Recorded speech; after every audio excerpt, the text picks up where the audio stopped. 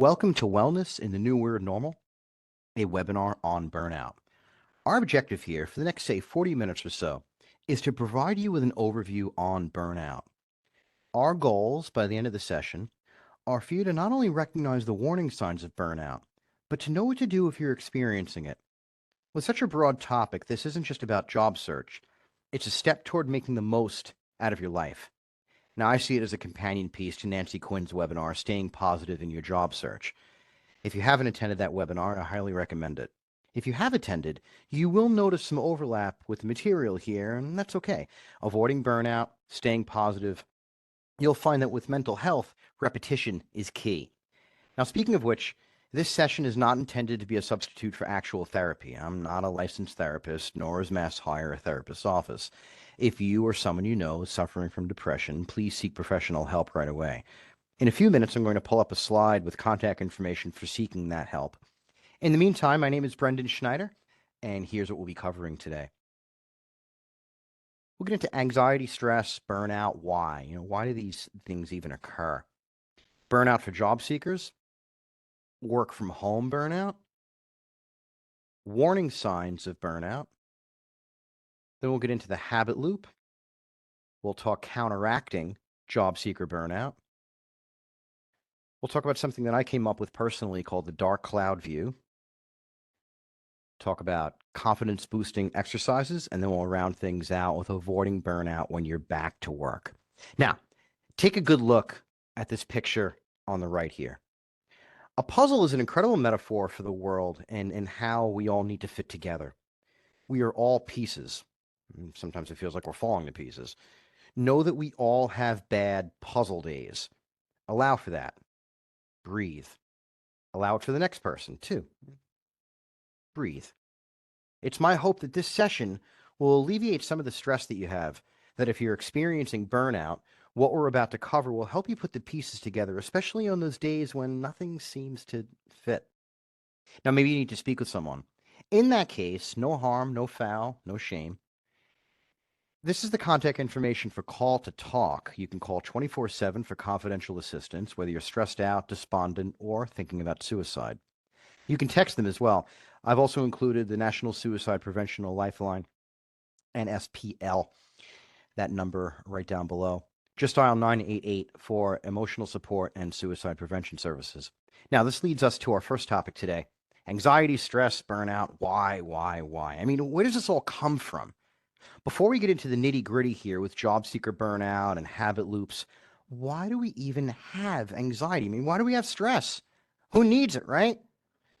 Well, during my research, I found that way back, Cro-Magnon folks had a lot to worry about. I mean, there were competing tribes, animals, natural disasters, a lot of danger, a lot of threat all the time. Fight or flight played a big part in their daily routines. And nowadays, things are a little different, but that tendency toward fight or flight is still hardwired into our brains. I mean, think of the modern day challenges when you're unemployed. There's mourning your job loss. There's expenses continue, right? I mean, there's still car payments, mortgage payments, maybe childcare. You go through the practice of updating your resume. That could be stressful. Debt, questions around your social life, lack of job offers. I mean, when you lose a job, all of this hits fast and hard. But there are two things I want you to keep in mind as we proceed today and long after this session. First, just because something is an possibility doesn't mean it's an inevitability. Coulda, shoulda, woulda can always be said after the fact about anything. Now, the second one here reminds me of something my uncle used to say: hindsight is always 2020. Okay, let's move on to the next topic here: burnout for job seekers. There's a lot of literature out there that centers on work from home burnout. But what you must remember about unemployment is that looking for a job is your job. So I'm going to go out on a limb and state that burnout for job seekers is work from home burnout. There's a great article on the Muse. It's entitled Work from Home Burnout is Real. Here's How to Recover. And here's that URL. We can learn a lot from the articles that came out when the pandemic was really going here in the Northeast, really getting going here, rather, in the Northeast. In this article, the author, Jory Yerkaba, cites Andrew Schwemm, a clinical psychologist in New York City. Schwemm writes, work from home burnout happens when people can't separate their work life and their home life. People are having an especially hard time separating the two during the pandemic when they're working and living in one space. Right. When we're on the job search, there isn't as much of a separation between this job and unemployment and the space we live in. This makes it difficult to find downtime, recovery, or rejuvenation. The whole idea of normal gets turned on its head, right? Hence the title of this session, The New Weird Normal. Another great article is over on Inc. entitled 10 Signs You're Burning Out and How to Stop It. Here's that URL. The author, Travis Bradbury, writes, burnout often results from a misalignment of input and output. You get burned out when you feel like you're putting more into your work than you're getting out of it. Sometimes this happens when a job isn't rewarding, but more often than not, it's because you aren't taking care of yourself. So, first, limited budget, so limited options to wind down with friends and family, right? Then think about the number of resumes you send out versus the number of interviews or even job offers you're getting. Misalignment of input and output. Now, more on how to take care of yourself in just a little bit. CNBC has an article up by A.J. Horch, written during COVID, How to Manage Stress and Avoid Work Burnout During the Pandemic. And here's that URL. Neuroscience expert and founder of BrainTap Technologies, Dr. Patrick Porter, reminds us that thinking clearly is essential if we want to be productive. He states, increased stress and anxiety surrounding COVID-19 has understandably caused work productivity to plummet because your emotional state is directly connected to your ability to focus. Stress, anxiety, and fear elevate cortisol levels in the brain, which interfere with memory, making it impossible to concentrate on your work. COVID-19 closed a lot of businesses, and many of us retreated to our homes. Pretty much what happens during unemployment. If you see the job search itself as your job inside your own home, we now see why burnout can be high. Now, you might be considering if you are dealing with burnout, so I want to go over some warning signs of burnout. I researched multiple sources out there and I saw the same signs over and over. As you could probably guess, these signs include focusing on the negative, discounting the positive. We do this sometimes, don't we? This can cause a loss of motivation, decreased satisfaction. We can do this if we're suddenly without a job. We can get resentful toward our last employer and think we don't have anything to offer a new employer. Or we get most of the way through the interview process only to be passed over. There's then a tendency toward discounting the entire process just because the last part didn't work out. Fatigue, chronic fatigue. According to a Forbes article in January of 2019, the American Psychological Association and the National Opinion Research Center at the University of Chicago found that 53% are overtired and overwhelmed after work. And I can only imagine what that percentage is when you're unemployed. Next, poor self-care. This starts with the thought process of, I'm home, why shower? I'm home, why get dressed? I'm home. Maybe I'll have a drink. With this dark path, one then starts to neglect the basic needs of self-care. Next, difficulty with professional and personal relationships. I mean, the lines between work life and home life get blurred when you're unemployed, and this can lead to feeling like you always have to be on with the job search. So you could be thinking, why don't friends and family understand what I'm up against here? Now, on the other hand, you may have guilt about not doing enough at home because of the desire to return to work. Further, you're busting your butt trying to get hired. So you could be thinking, why won't those professionals, contacts included, why don't they get that? Feeling overwhelmed. I mean, sometimes after a webinar or a workshop, my colleagues and I will hear, oh my God, there's so much I have to change. I don't even have a LinkedIn account. Stop. One thing at a time. breathe first. I mean, we have webinars on LinkedIn. More on combating these symptoms in just a second here. Feeling drained, empty, increased irritability. Again, if we're home with kids or home with partners or both, we can lash out, especially with that pressure of finding the right job in a timely fashion. Physical manifestations like backaches and headaches, loss of appetite, insomnia, reclusivity, just general feelings of helplessness, loss of productivity, anxiety. I mean, unemployment can certainly be an anxious time. There could be strife, disagreement, often among family and friends. A lack of confidence, thinking there's no way out of this. Sometimes just flat out confusion because there's so much conflicting information out there about how to best find a job. Depression, anger. With these last two, we've heard from job seekers who were happily employed for years, and now they're looking again. And the professional landscape is foreign. Job search has really changed over the years, and it's understandable to feel depressed and angry. There's social media now, resumes look different. But again, stop for a second. Here's where the Mass Hire Career Centers can come into play to help you with retooling that job search for the modern day landscape. Maladaptive behavior. There's a great article on healthline.com about this, about maladaptive behavior. Essentially, maladaptive behavior is executing behaviors that are counterproductive to adapting to new circumstances. So, avoidance, being passive aggressive, engaging in substance abuse, maladaptive daydream. And this slide here is in no way exhaustive. In my research, I found that much of what's on this slide is actually the result of habit. And that brings us to our next topic here, the habit loop. I found reference to the habit loop in an article on medium.com, How to Habit Loop Your Anxiety.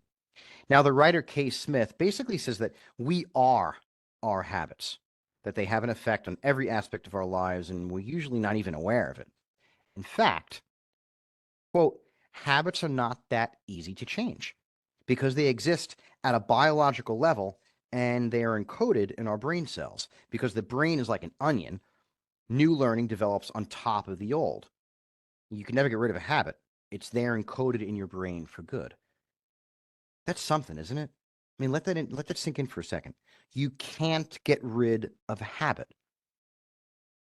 You just put another habit on top of it. And that's the new learning. New learning develops on top of that old habit. And we respond to our habits over and over again, hence this idea of a habit loop. And the habit loop looks like this. There's the cue, the routine, and the reward. And in the article, Kay Smith used smoking as an example. The cue was the time of the day, the routine was the smoke break itself, and the reward was that rush of nicotine, and any anxiety that the smoker feels is neutralized. Now, in our webinars and workshops, we're always sharing how pivotal it is these days to network and to customize your resume and customize your cover letter to the target position, the target organization, the target line of work. So the negative habit loop here, in this context, to job search, could be the cue could be the job posting.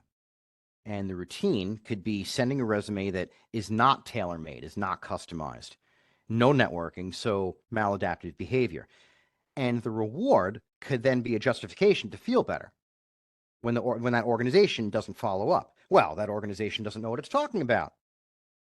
Clearly, they didn't look at my resume. And you know what? I'm too busy for networking. So your brain's justification for not changing a thing, and rinse repeat for every job posting. When it's a negative habit loop, I kind of find it easier to see reward as outcome because of the positive connection that we have for the word reward. We're talking negative here, not positive. The bottom line here, though, is that negative behavior begets a negative outcome. And because we are creatures of habit, we go around and around and around this negative loop of behavior and we don't get anywhere. Or in this context, we don't get hired. Okay, so now I want to veer up and out of the rabbit hole. Let's talk about counteracting job seeker burnout. And I want to start this section by bringing up the habit loop again. It's still cue, routine, reward, but in order for this to be a positive habit loop, according to K. Smith's article on Medium, you have to add something positive on top of the old way of thinking, right? That the best way to break a bad habit is to identify your cue and your reward and substitute another routine for the problem behavior. So the cue here would still be finding that job posting, but now the new routine would be adaptive behavior, such as networking and submitting a customized resume or tailor-made resume. Now the reward, it could still be a job interview, but obtaining a job interview isn't entirely in your control, right? Psychologically, the true reward is knowing you did everything you could to land that job. And if it didn't happen, it wasn't a match. Move on.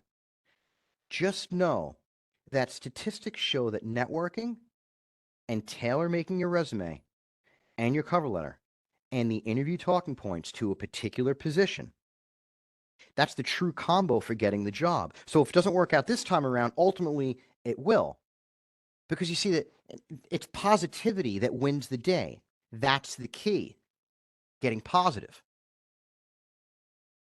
So, as with the warning signs of burnout, I researched multiple sources out there for fighting burnout, and the number one defense that I saw over and over again for combating job seeker burnout was sleep. Sleep.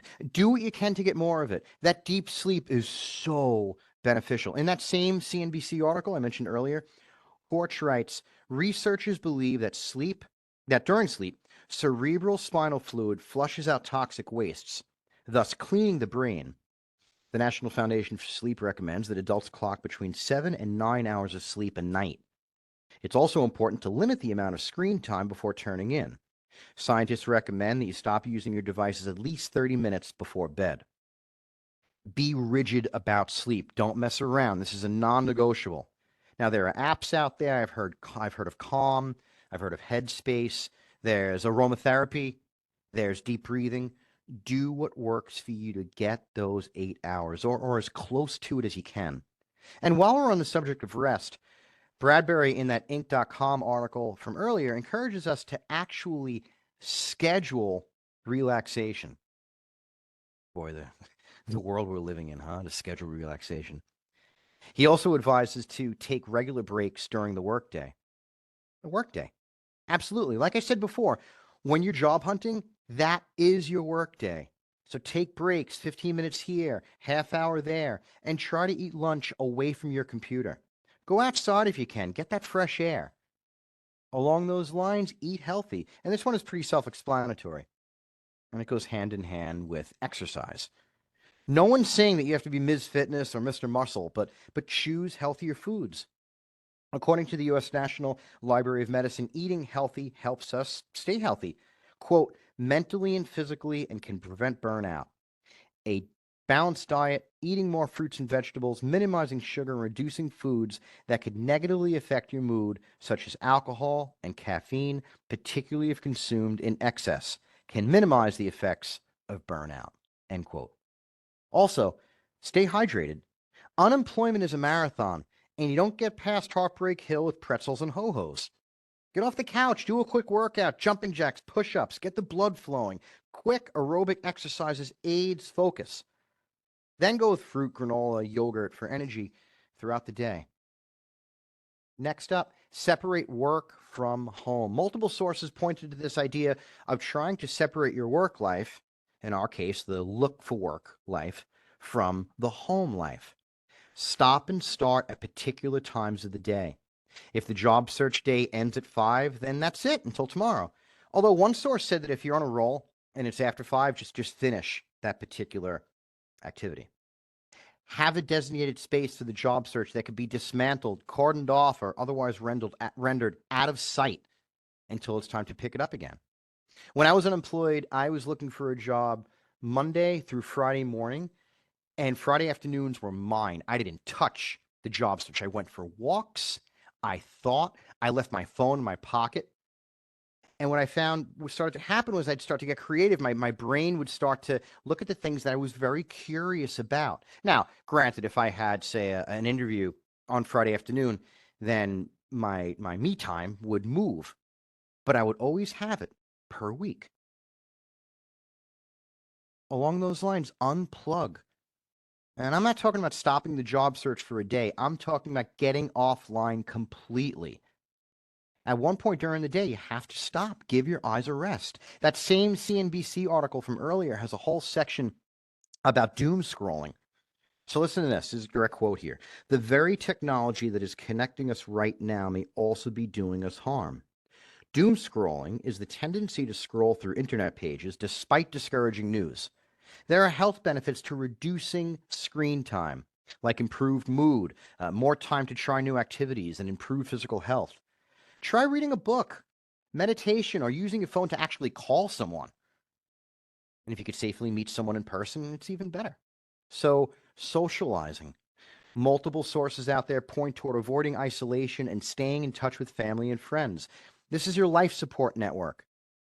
Just because you're looking for a job doesn't mean you have to be alone. These are the folks to confide in.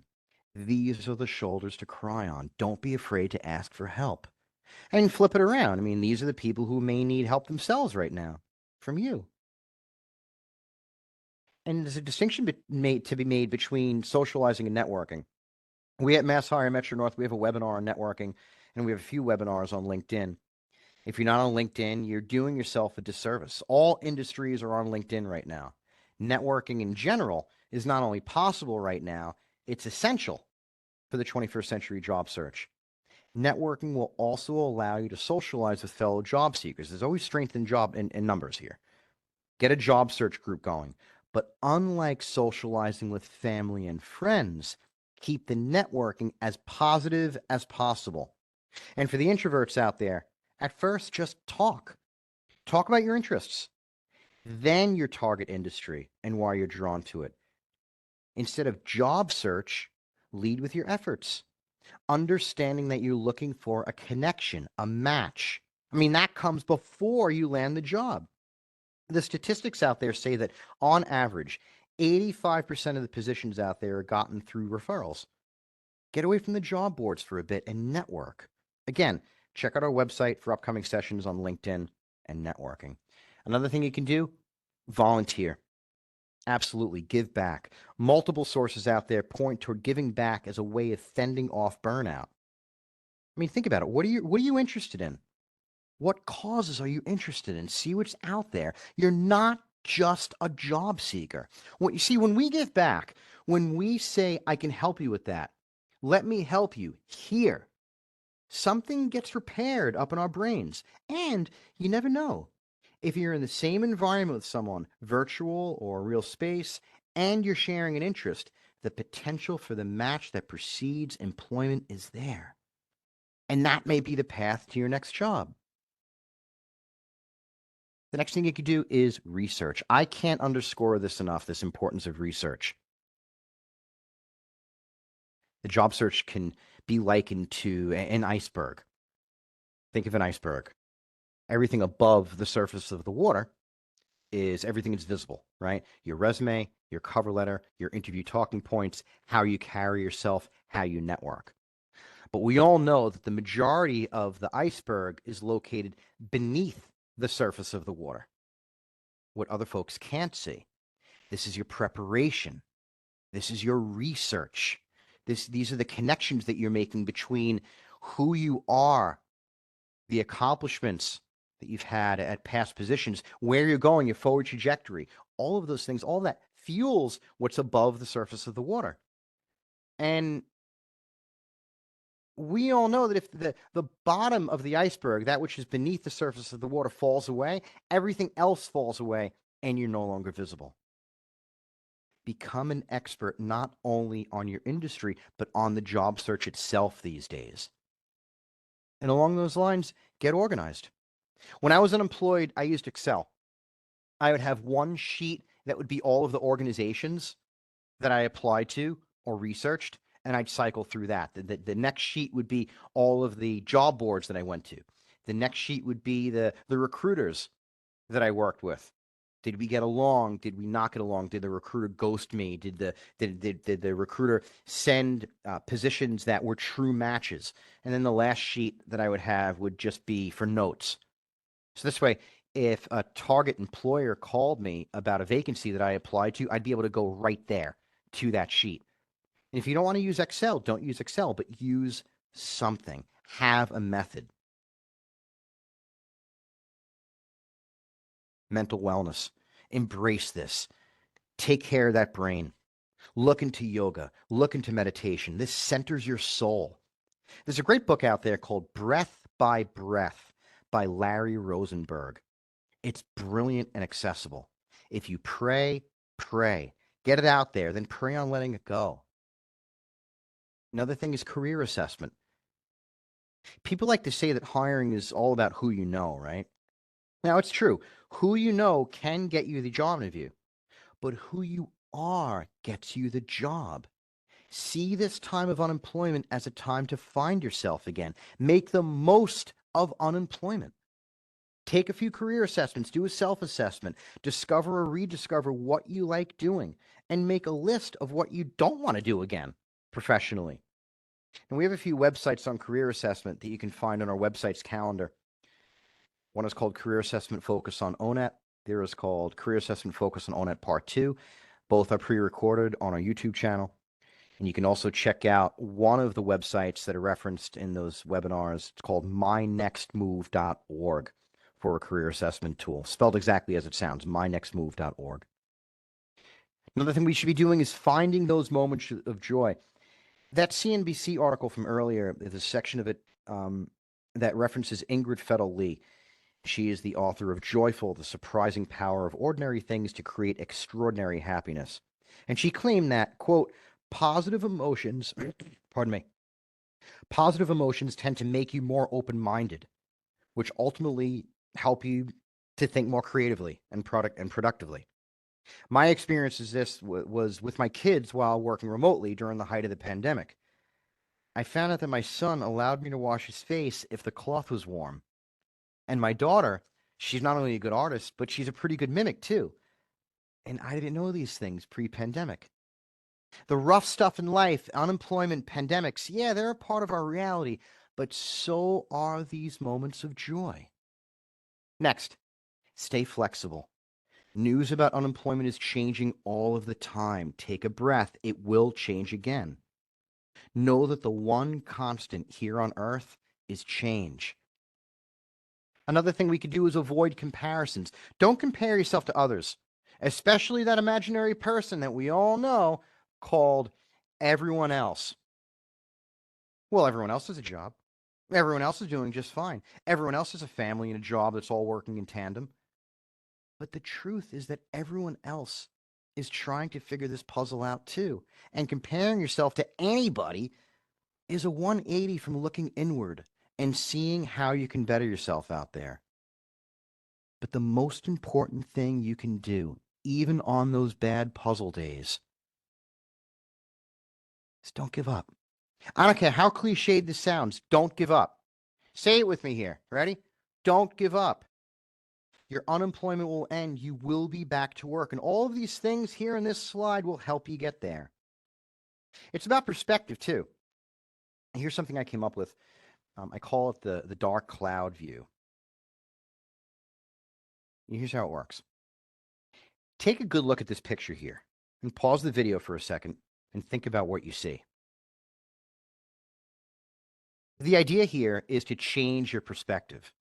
We all see dark clouds, but those clouds aren't close enough yet to discern the patches of blue that are inevitably among those clouds and beyond them.